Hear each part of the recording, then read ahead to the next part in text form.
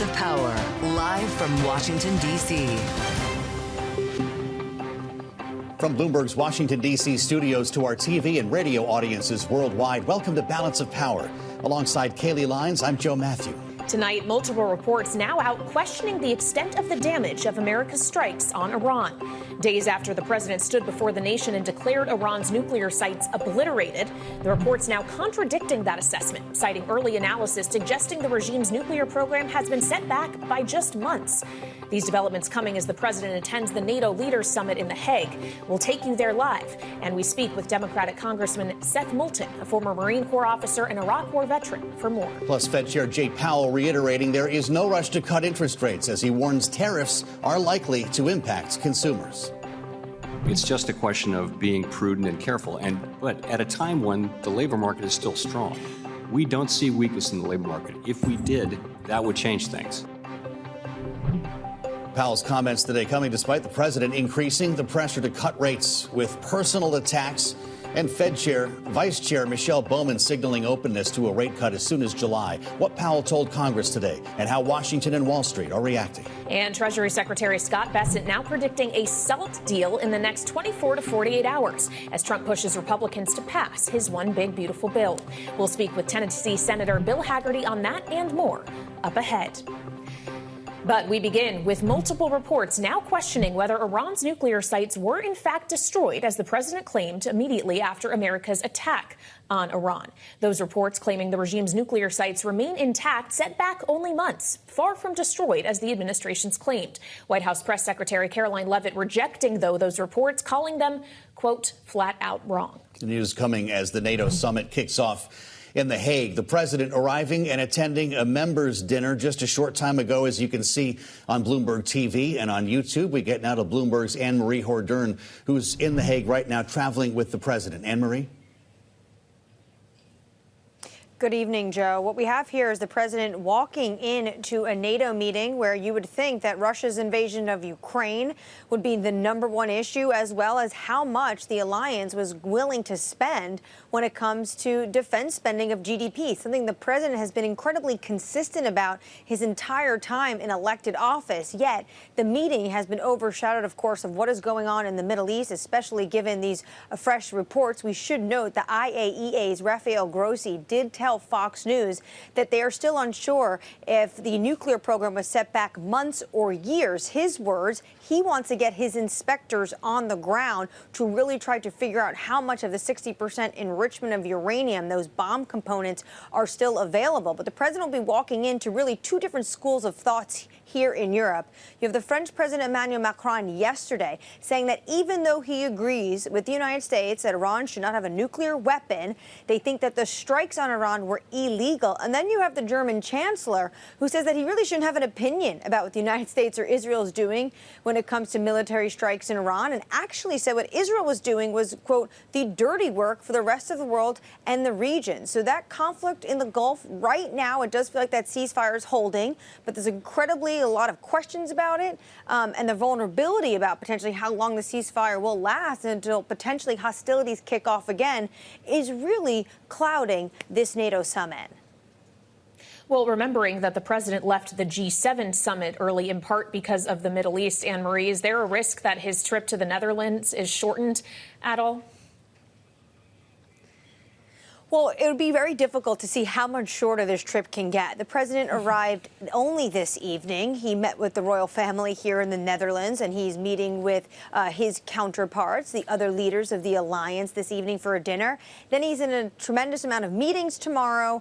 Everyone wants to get a hold of him. If it's not about Russia, if it's not about mutual defense agreements, Article 5, which the president was quite ambiguous about on his way over the Atlantic to the meeting, then you also have European leaders here who also are trying to make sure they strike some sort of trade agreement with the United States before that July 9th deadline. And we also have fresh reporting on that front. The fact that the Europeans say that they are willing to have retaliatory trade measures with the United States if they keep the 10% basis minimum tariff. So there's a slew of issues that all of these leaders want to discuss with the President of the United States. And Kaylee, Joe, he's only here for one more day, and that's tomorrow.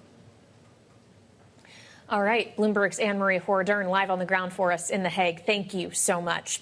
And we want to get back to that new reporting that questions the extent of the damage to Iran's nuclear sites following last weekend's attack. And joining us now for more is retired General Frank McKenzie, former commander of U.S. Central Command. General, welcome back to Bloomberg TV and radio. The reporting from CNN specifically cites Defense Intelligence Agency report that is based on a battle damage assessment conducted by CENTCOM. Can you just provide some context for us as to what exactly a damage assessment like that entails and whether we should be considering this as definitive? Well, I'll begin by saying we certainly should not consider it as definitive. It's still very early after the attack. It'll take a little while to come to finality on what the battle damage assessment is. And so I think I have no idea where this report came from. I understand I've seen it on CNN, but we just want to know a little bit more about it before I gave it any particular credence. Look, we got a lot of people working this, a lot of people working it directly, a lot of people working indirectly. We're going to know, and we're going to have a good report on this. I'm not sure this is it. I just don't know. Of course, we're all seeking answers on this, General, and it's good to have you back with us. If this does turn out to be true, though, we can only work with the information we have. Do we go back in? Do we strike again? I think that's certainly a possibility, if not us, then the Israelis. I mean, I think all those options would be on the table. I think we just want to be deliberate, and I know that the department wants to be deliberate and understand the effects of the strike before you make any further decisions. Look, we're in a ceasefire now with the Iranians, which they needed worse than anyone else. I think we have an opportunity to let diplomacy work here to put pressure on the Iranians, because really what you want is a policy declaration from Iran about the nuclear program. The least good situation is where you're continuing to strike the Iranian nuclear program, whether it's been set back 2 months or 2 years. That's still a threat. What you want is an Iranian renunciation of that program, whether there's a civil program or not. That's another matter entirely. But I think that's where you want to go. And so that's a larger issue, actually, than whether or not this is 2 months or 2 years worth of damage here. Mm-hmm. Well, and as you allude to the nuclear program and its future, General, can this ceasefire be durable and lasting in the absence of a diplomatic agreement, or a lack of a diplomatic agreement means that eventually we will be seeing missiles exchanged once again in the Middle East? So I think, first of all, a ceasefire is a good thing. We'd like no one wants to see the war that's going on there right now. I think everyone would understand that. But we're going to need more than a ceasefire from Iran. We're going to need some commitments. We're going to need some commitments about the nuclear program. And ultimately, you'd like to have commitments about their ballistic missile program. You'd like to have commitments about the exportation of terror through their proxy Shia groups across the region. So there's other things to be explored beyond the simple fact of a ceasefire, which I would note is a good thing and is a good building block for future negotiations. Mm-hmm. But let's not forget, the Iranians are not particularly good fighters, but they are wonderful negotiators. And they will seek to negotiate ad infinitum.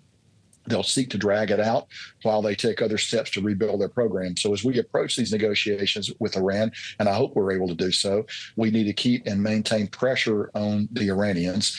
The highest goal of Iranian statecraft remains regime preservation. If you threaten the regime, Iran will respond. The regime has been threatened, so Iran is responding now with a ceasefire. We can continue this pressure, and I would recommend that we do so. Sounds like we need to maintain a pretty serious military presence in the region to backstop that idea, General. And there's the question about uranium. What about the highly enriched uranium that has gone missing in Iran? You're talking about commitments potentially at the negotiating table. Does Iran not need to commit to hand this over? Well, I'll be honest with you. I don't know if the uranium is missing or not. I think we will know. I think there are a lot of conflicting reports on that. I just don't know right now as I speak to you, and there are better sources than me for that kind of information. We may have hit it in those strikes, you mean, General? We may have hit it in those strikes. It's possible. We did not hit it in those strikes. But we will know soon. I don't think we know definitively right now. But here's the other thing about Iran. Iran is one of the most penetrated countries in the world. We will know what happened to that material. We will know. It may take days, it may take weeks, but we will eventually know through a variety of sources. I'm confident of that. General, I want to return to something you were alluding to a moment ago about the Iranian proxies that still could be active. As we consider U.S. Military assets, force positioning in the Middle East, how at risk do you still see them at this time, even with a ceasefire in place, not from a strike from Iran directly, but potentially proxies looking at the Houthis or acts of terrorism? Well, that's a great question. And I'm sure that General Kurilla and Central Command are working day and night to keep that posture at a very high level. You don't want to do that any longer than you have to, but you don't want to do it a day less than you need to. So they're trying to balance all of that. Look, we are probably most vulnerable in Iraq. We are then most vulnerable in Syria, and then it goes down after that. So I'm sure at locations like this, we've taken all the aggressive measures that we can in order to protect our forces. I can tell you this, the CENTCOM commander, I as the CENTCOM commander, the current CENTCOM commander, any CENTCOM commander is completely dedicated to the protection of our forces in the region, as well as our embassy platforms and our U.S. citizens. So the work is going on around the clock to ensure that we maintain the very highest level of protection possible. General McKenzie, I'd like to bring you back to earlier today, this morning, when President Trump was leaving the White House. He had some coarse words for the parties involved here when it appeared, as he said at the time, that both Israel and Iran had violated this new ceasefire in its early hours. You saw his frustration on the driveway as he was leaving the South Portico. Let's take a listen. I'm really unhappy if Israel's going out this morning because the one rocket that didn't land, that was shot, perhaps by mistake, that didn't land. I'm not happy about that. You know what? We basically have two countries that have been fighting so long and so hard that they don't know what the they're doing. Do you understand that? General, it's not often we have to bleep the President of the United States on international television. You can weigh in on his choice of words if you want there. But the spirit of his statement that they don't know what they're doing, based on your experience in the Middle East, don't Israel and Iran have very deliberate intentions that have been calcified over years to imply they know exactly what they're doing against each other? Well, I think two things. First of all, I'm a Marine, so President Trump's choice of words doesn't shock or bother me particularly. But more importantly, look at the effect of his words this morning. I don't believe there's been an exchange of fire following that. So he obtained what he wanted, which was a cessation of hostilities. How long that will remain is anyone's guess. And you're right. Both Israel and Iran have long held beliefs in this area. I think probably Israel has more flexibility in how they approach it, because ultimately it's a democratic government and reflects the will of its people. So I think Israel has more flexibility as they look at how they will handle this. Iran is a theocratic state, driven at least to a large extent by an intent to destroy the state of Israel. So I think it's much easier for Israel to make these kind of accommodations than it is Iran. And the final point I would say is there's real no equivalency between the two. There aren't two bad actors here. I think there's a good actor and there's a bad actor, and the bad actor is Iran. Mm-hmm. Appreciate your insights through this whole process, General. It's good to have you back. Retired General Frank McKenzie, former commander, U.S. CENTCOM. We thank you, as always, for your time. Coming up on Balance of Power, more on the developments around the damage on Iran's nuclear sites when Congressman Seth Moulton joins us. Plus, Fed Chair Jay Powell sitting for day 1 of 2 of testimony on Capitol Hill today. We'll bring you the details next on Balance of Power on Bloomberg TV and radio.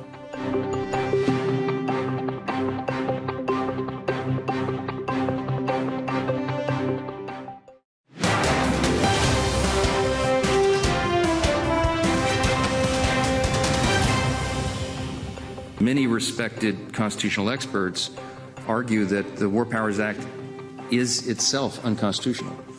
I'm persuaded by that argument. The bottom line is the Commander-in-Chief is the President. The military reports to the President, and the person empowered to act on the nation's behalf is the President.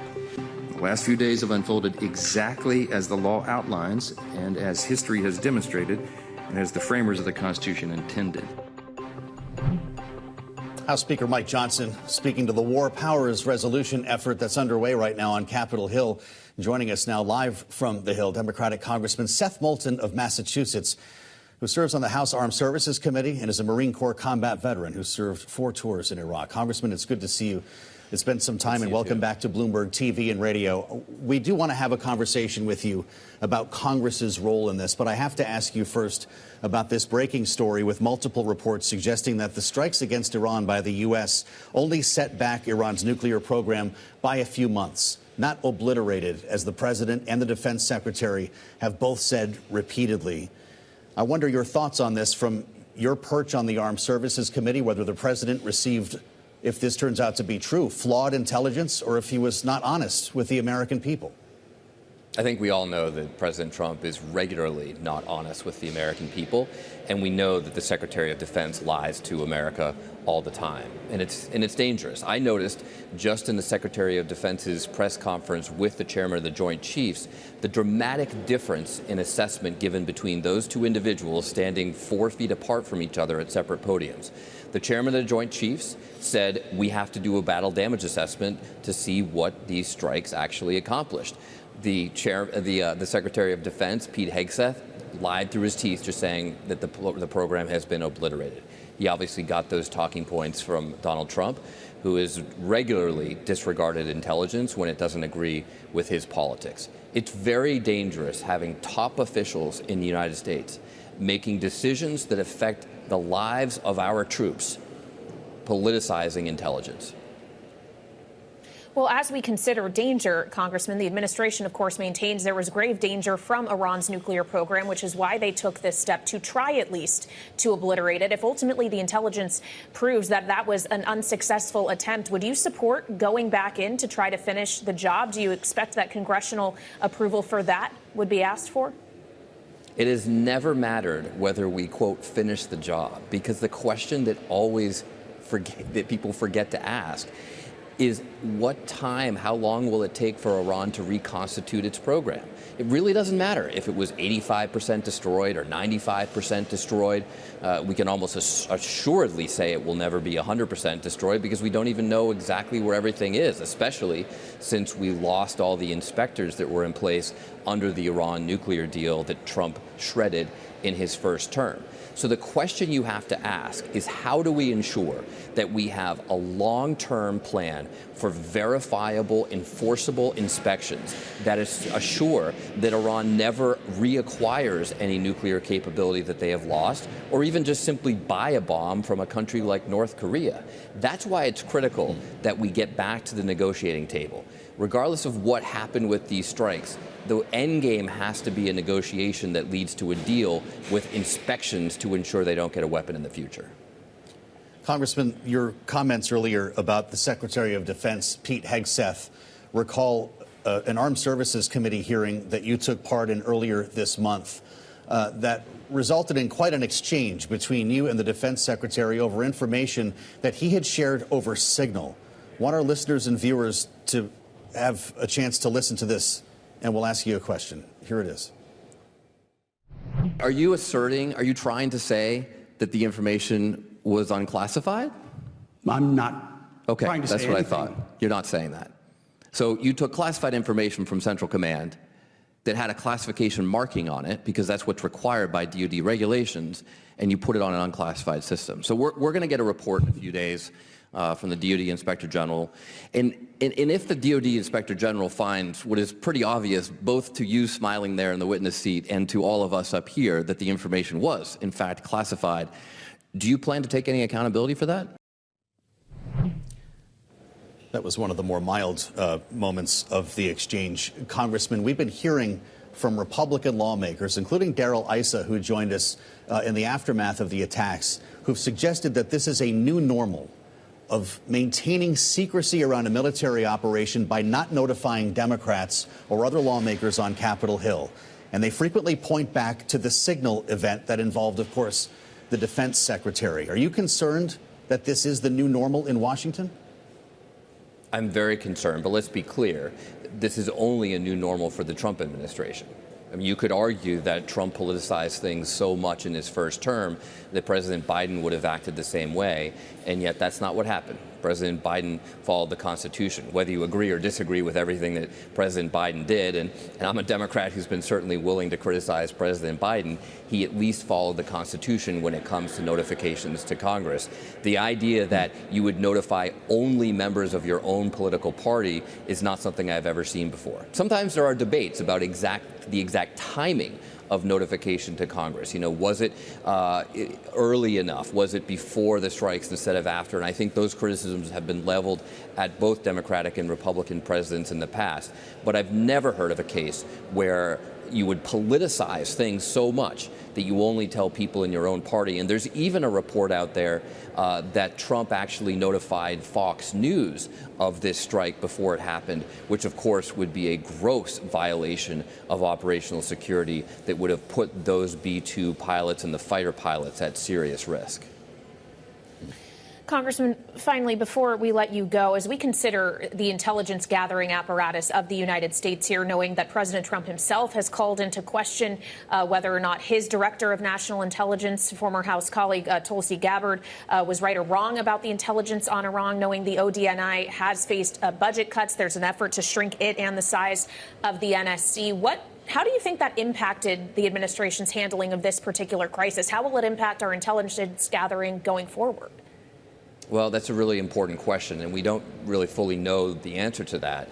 But obviously, you can't make good decisions if you don't have good intelligence. And we've always prided ourselves in the United States of not only having the best intelligence in the world, but ensuring that it's not politicized, that our intelligence officials do a job to get us information, and then policymakers, whether in the administration or Congress, make decisions based on the facts. But we agree on the facts.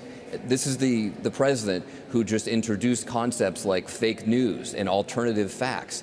And he doesn't understand the impact that this can have on the lives of our troops, our pilots, our sailors, Marines, airmen, our cyber warriors, and everyone else who are conducting dangerous operations to keep us all safe.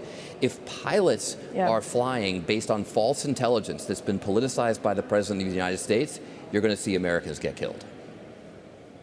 All right, Democratic Congressman Seth Moulton of Massachusetts, we appreciate you joining us tonight live from Capitol Hill.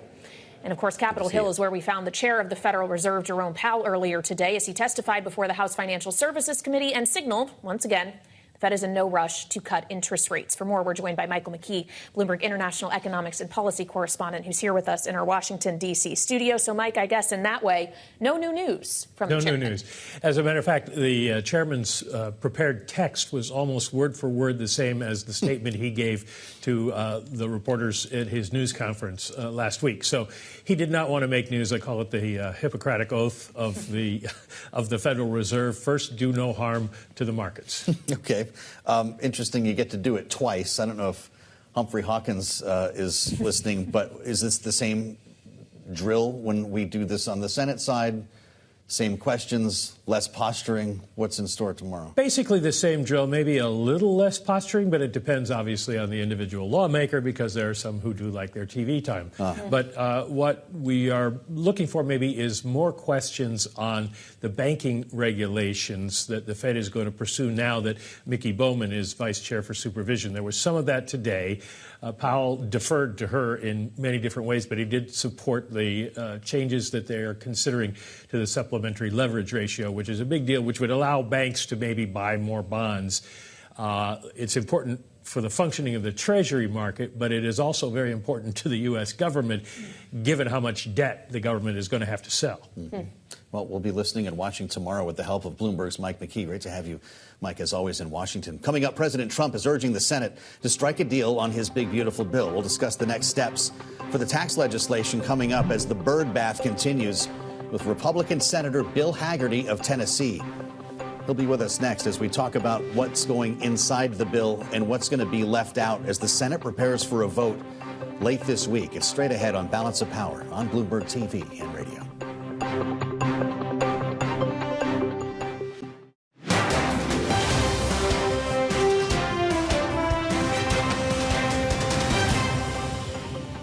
Israel, as soon as we made the deal, they came out and they dropped a load of bombs, the likes of which I'd never seen before. The biggest load that we've seen.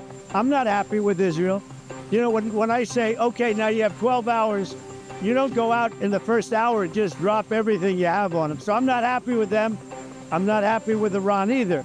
But I'm really unhappy if Israel's going out this morning. President Trump this morning on his way out of town expressing frustration clearly there with Israel and Iran after each side, he says, broke the initial 12-hour ceasefire that he declared. But now both countries appear to be honoring the agreement. And with the world watching, we'll see how long this fragile truce will hold. Joining us now on Balance of Power on Bloomberg TV and radio for a look at how the White House is watching these latest developments from the Middle East. Bloomberg's Mike Shepard.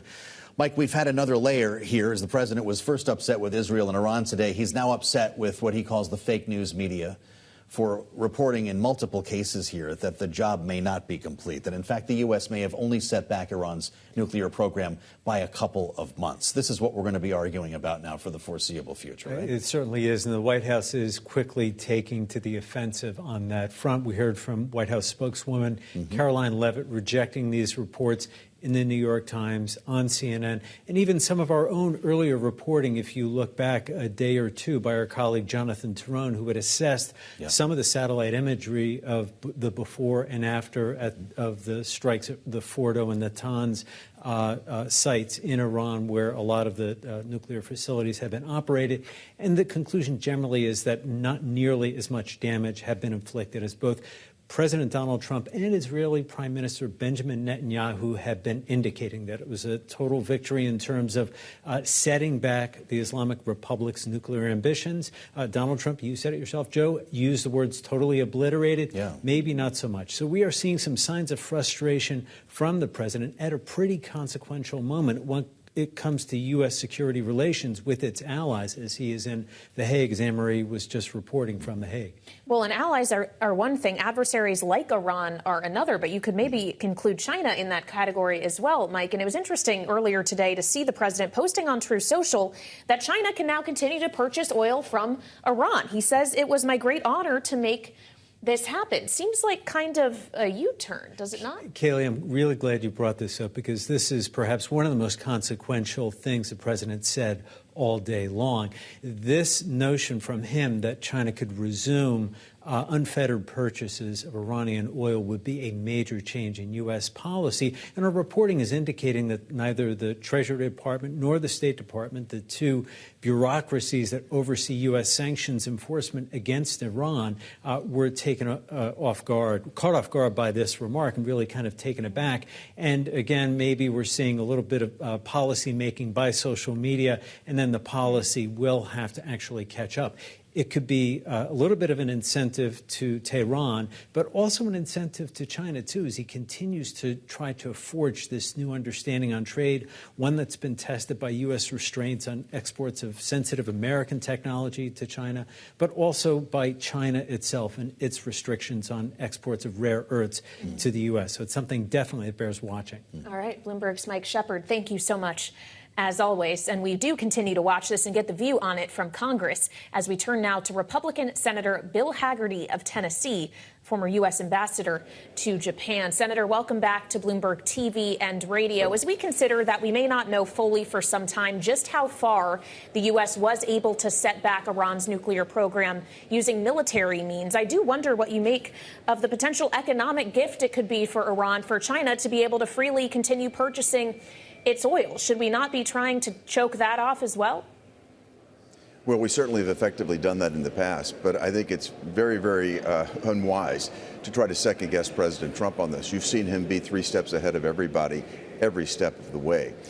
What happened on Saturday was absolutely necessary. If you think about it, President Trump issued a timeline. Iran violated it. He issued red lines with respect to their enrichment capacity. Iran violated that. President Trump, in a very surgical manner, delivered what the Israelis could not, but in a way that was decisive.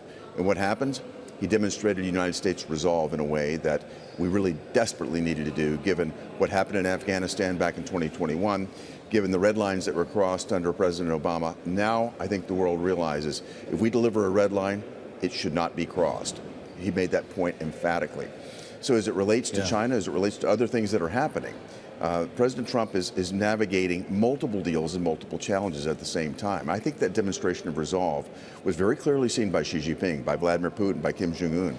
And I think that's going to be terribly important as he navigates moving forward. So I think, as your reporter suggested, this is perhaps part of a much more complex deal. It bears watching, but it certainly doesn't bear second guessing right now. Well, to stick with the surgical theme for a moment here, Senator, sometimes you have to go back in to finish up the operation. And if the president is 3 steps ahead, is there a chance that there are B-2s in the air right now? Is there a chance that we have to go in to finish the job? Joe, if I knew that, I certainly wouldn't say so right now. I think the president has done an amazing job of keeping this quiet, under wraps, and using the element of surprise to our advantage. As a result, I think the world is a safer place today because of this. And what he has done, he's actually demonstrated the fact that the Iranian regime is almost collapsed. Think about it. As they launch a missile, they had no ability to restock. Every time they launched, the Israelis were able to cite their launch capacity and take it out. If you look at their economy, it's in a very tough place right now. I think if you look at what the president is dealing with, he's dealing with a much weakened Iran, one that he wants to see negotiate. As he said today, he's not trying to achieve regime change. What he's trying to do is achieve peace there in the Middle East.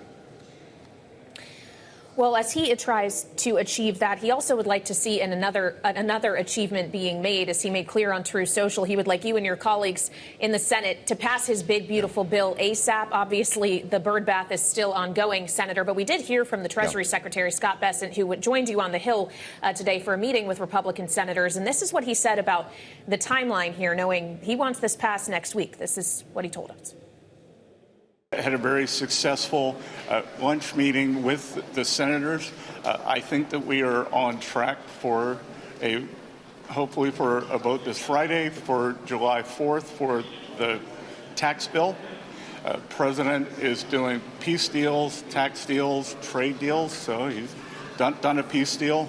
I think we'd have the tax deal done by July 4th, and then we can finish with the trade deals. Senator, what's the biggest hurdle currently to getting that done? Well, we have a number of negotiations underway right now, but I think Leader Thune has made it extremely clear. The Senate is going to stay in session until this is done. So we're going to be marching right into the 4th of July. I think the will is here to get it done. There are a number of critical pieces that are being negotiated. And frankly, my colleagues in the Senate certainly want to make this as conservative as they possibly can, but also deliver a product that we can get through the House and that President Trump can sign. And we want to do it according to the timeline that's been laid out by the 4th of July. And here's what happens. If we don't get this done, we're looking at the biggest tax hike on Americans in history. Failure is not an option here. What we also need to keep in mind, though, is that timing is important as well, because critical decisions about capital investments are being made right now. Plans are being made today and through the summer for CapEx in 2026. If we want to see the type of capital investment that we saw following the 2017 Tax Cuts and Jobs Act continue because of the certainty, the longevity that we're going to deliver here, it needs to happen soon so that capital investment planning can take place. When that capital investment occurs, more employment will happen. More employment begets more economic activity. That means more revenue to the U.S. Treasury as well as more economic well-being for Americans. I don't know, Senator, if you or your colleagues get a thrill out of headlines like we're seeing now about the Senate jamming the House, but your colleagues in the other chamber are waiting for your product to arrive, and there are a lot of Republicans in states like New York and New Jersey, you know where I'm going, who are worried about what happens to SALT. Scott Bessent suggesting we're going to have a deal here in the coming days. Do the people of Tennessee care about this? We're reminded that there is no such thing as a Republican senator from a SALT state. What kind of news are your colleagues in the House in for? Well, I think you're right. There's not a natural constituency here in the Senate for dealing with the SALT tax. The SALT tax is a unique problem for states like New York, New Jersey, California, Illinois. We don't have any Republican senators there. But at the same time, I watched, listened, and heard President Trump broaden the tent to get himself elected. And I think that we're being reasonably considerate of what had to be done to win the election, what was done to win the election. And we also need to be considerate of what leadership has to have over in the House to make this all work. So there's a careful negotiation taking place. And I think what we're going to see is some sort of middle ground struck. I don't want to get ahead of the negotiators, so I'm certainly not going to go into more detail than that. But I do believe at the end we're going to find a positive situation. We're going to find common ground, and we're going to get this across the finish line.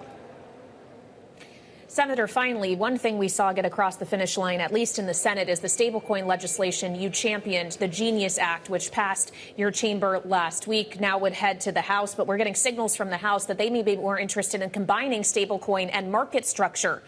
legislation, doing it all at once. Senator, would that risk stymieing this entire legislative effort? It absolutely would, because that would send it back to the Senate for another 60-vote threshold. The Senate's very different from the House. The House can move this with the majority. They may be able to bring some Democrats along when the Democrats know that it's going to pass. That's not the case here in the Senate. It took months of work to get the point that we did, to get this across the 60-vote threshold here in the Senate, and we just did that last week. Here's an opportunity for a win. Here's an opportunity to build momentum.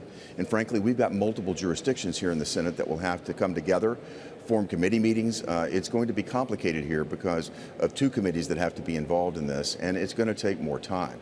I think my advice to everybody would be, let's take the win now, let's build momentum, and then let's dedicate our time to going further as market structure and other opportunities present themselves. But right now, timing is critical for a number of reasons. We want to get this started. We want to get this moving. And again, open up this new market for digital assets, open up this new payment mechanism so we can see the investments take place, so we can see the benefit to the American economy. Senator, we're out of time. It's great to have you back. Do you vote on the reconciliation bill before you come back to work next week? Is this a Sunday vote? It could well be. Senator Thune is navigating the process right now. We've got a couple of other things that are going to have to be addressed. But I'm planning to be here through the weekend, and we'll see how it goes. We appreciate that. Republican Senator Bill Hagerty of Tennessee. Yep. Thank you, as always. Now to some of the other stories that we're following tonight at Bloomberg. New data out today showing Americans with student loans have hit the highest rate of delinquency on record. 5.8 million, almost a third of borrowers, have not made a payment in at least 90 days. That's more than double what was seen prior to the pandemic. The return of mandatory payments last year coinciding with increasing bills, inflation, and the threat of tariffs. Now, TransUnion estimating nearly 2 million delinquent borrowers are now at risk of garnished wages starting next month.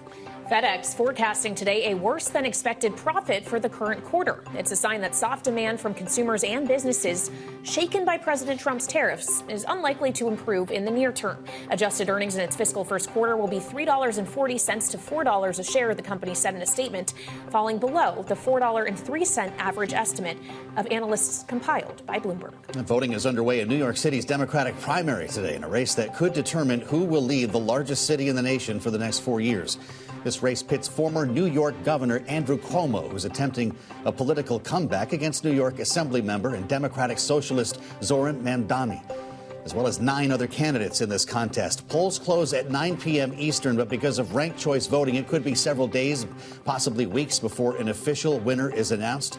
Both frontrunners could run in the primary under a different party, by the way, regardless of today's results, where they would face the city's current Democratic Mayor Eric Adams, who will run as an independent, along with Republican Curtis Sliwa. By the way, it's 101 degrees in New York right now. Coming up, a preview of this week's new episode of Bullish with Shonali Basak. But first, we'll turn back to the conversation on the Middle East when we assembled our political panel. It's next on Balance of Power, on Bloomberg TV and radio.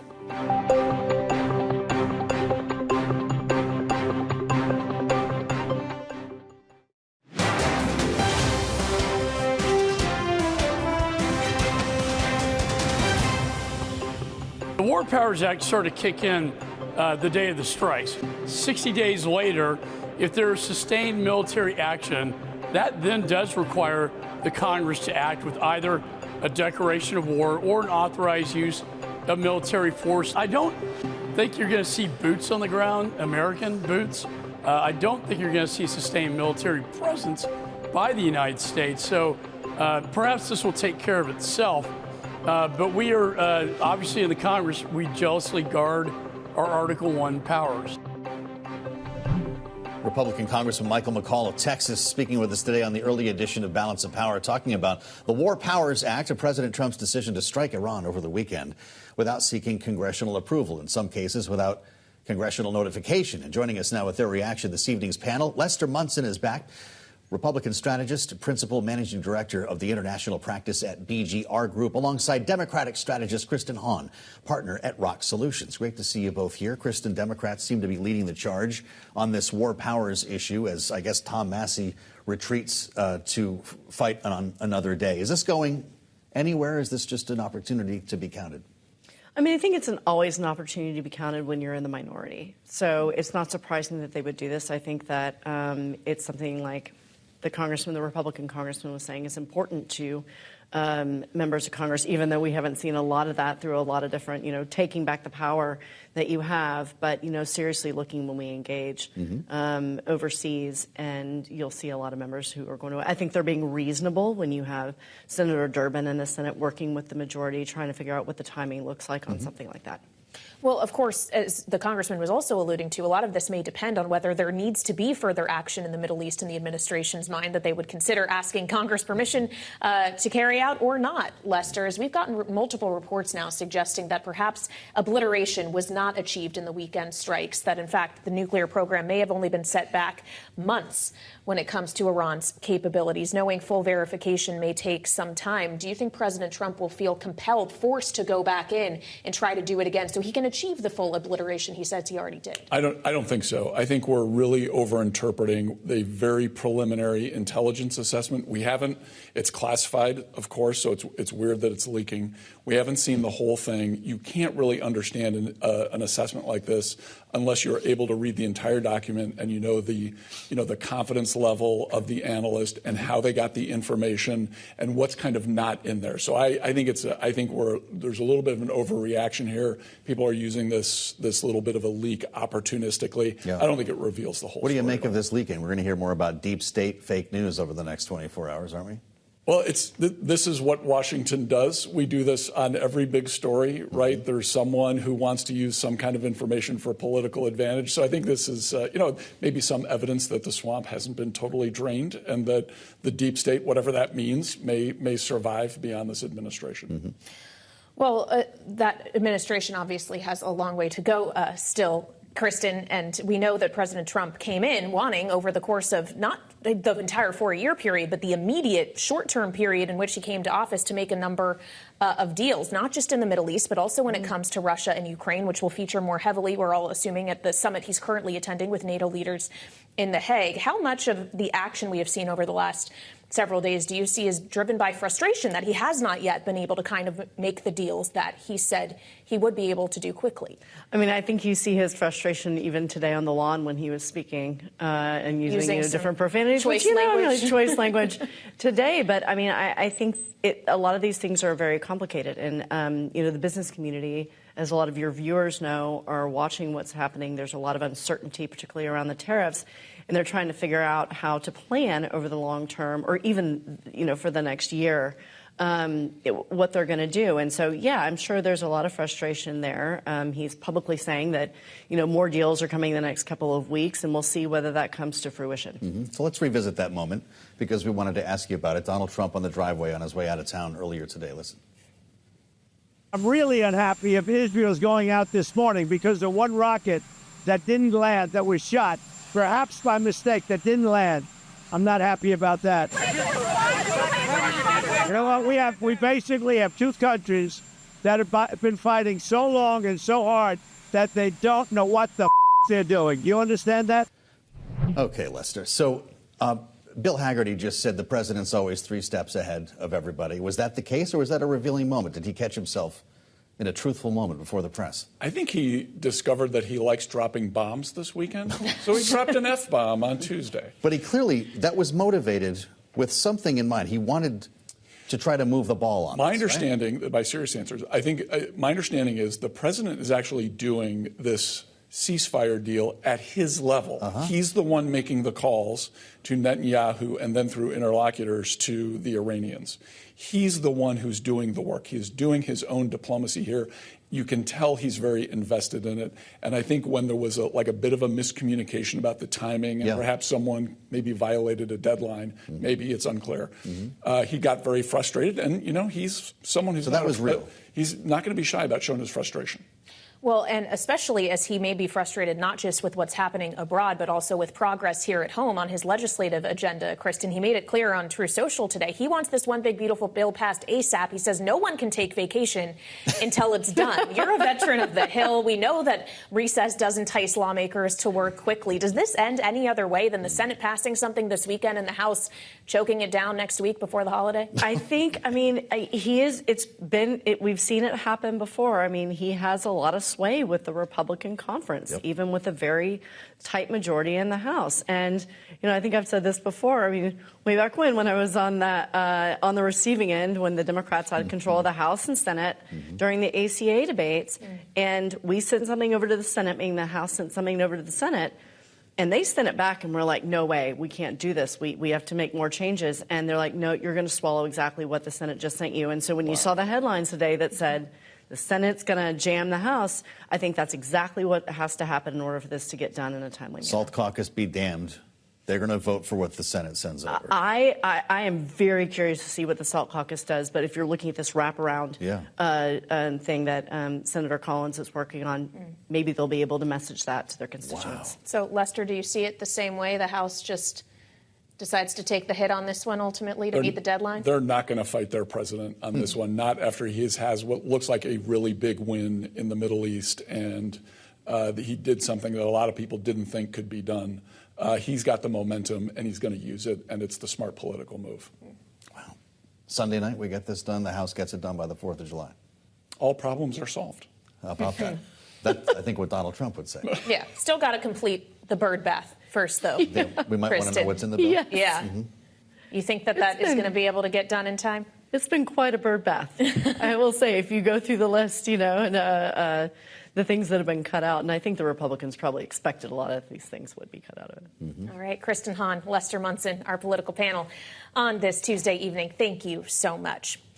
Now, a quick programming note on this Tuesday. Tonight is a brand new episode of Sonali Basic's new show, Bullish with Sonali Basic. Its focus is game theory's role in markets. Here's a piece of this evening's conversation with Boaz Weinstein, founder and CIO of Saba Capital, where he compares blackjack to closed-end funds. Take a listen. The reason blackjack is very similar to what I'm doing in closed-end funds is what I love about closed-end funds is I know the counts. There's the counts in blackjack, there's the discounts in closed-end funds. We're sitting right now at flat count, actually. When there's a discount, the investor has an edge. And in blackjack, when there's big cards to come, the player has an edge. And so we know what the edge is. In blackjack, we know what the odds are. In closed-end funds, there's uncertainty, but we know how cheap we're buying something. You can catch tonight's brand new episode of Bullish with Sonali Basic at 6 p.m. Eastern right here on Bloomberg TV and at 8 p.m. Eastern on Bloomberg Originals. There's so much to watch every night after work. Yeah, this just also on Bloomberg. Makes me feel like I need to learn how to play blackjack. That's right. And so she's counting cards, huh? Yeah. We need to talk to Sonali about this. Catch all the stories we've been following, of course, here on Bloomberg. You can do that pretty easily with the Washington Edition newsletter. Find it on the terminal and online. Tomorrow, Kaylee's going to tell us a lot about where we're going with this big, beautiful bill once the Senate parliamentarian has her say. Yep, we'll keep an eye on progress on Capitol Hill on that legislative effort, as well as our eye on The Hague, where, of course, President Trump is attending the NATO summit as we speak. A lot on the agenda, not just when it comes to the war between Ukraine and Russia, but a ceasefire that, as of this hour, Joe, still remains intact between Israel and Iran. Yeah, we've learned a lot today. A lot has happened since we woke up this morning, and that will likely be the case again tomorrow. So join us back here on Balance of Power. Alongside Kaylee Lyons, I'm Joe Matthew, live from Washington. We'll meet you again here tomorrow on Bloomberg TV and radio.